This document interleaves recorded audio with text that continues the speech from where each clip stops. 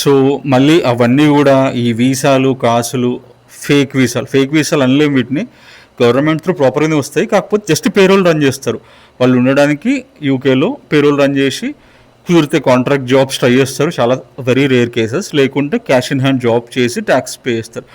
ఇది డిపెండెంట్ ఉన్న వాళ్ళకి వర్క్ అవుతుంది. ఏమంటే వైఫ్ ఏదైనా ప్రొఫెషనల్ జాబ్ లేకుంటే ఫుల్ టైం జాబ్ చేస్తుంది కాబట్టి ఆమెకు వచ్చే డబ్బులతో ఇక్కడ ట్యాక్స్ పే చేస్తారు.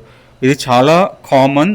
ఈ పాస్ట్ 1 ఇయర్ 1.5 ఇయర్లో ఇట్లాంటి చాలా ఉన్నాయి. సో చాలామంది ఇబ్బంది పడుతూ ఉన్నవాళ్ళు చాలా ఉన్నారు. ఇది చాలామంది తెలియదు. సో ఈ ఎమోషనల్ డ్యామేజ్ అంటే బ్యాక్ ఇండియా వెళ్ళొద్దనే ఎమోషనల్ థింగ్తోని, ఎక్కడ ఎవరేమంటారు పరువు వద్దనే థింగ్తో జనాలు ఏం చేస్తారంటే డబ్బులు కట్టేస్తారు. డబ్బులు కడితే ఇట్లా పేరోల్ రన్ చేస్తే okay, well and good.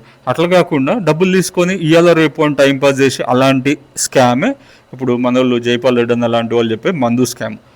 So ఏంటంటే జాగ్రత్తగా ఉండాలి, జెన్యున్గా ట్రై చేయాలి. మీరు కష్టపడి జాబ్ తెచ్చుకోండి, స్పాన్సర్షిప్ జాబ్ తెచ్చుకోండి, దట్ విల్ వర్క్. లేదంటే ఎంటర్ప్రైనర్ వీసా ఉంది, మీరే ట్రై చేయండి, స్టార్టప్ గవర్నమెంట్ ప్రపోజల్ పెట్టండి. ఇట్ వర్కౌట్ అయితే that will be the greatest one.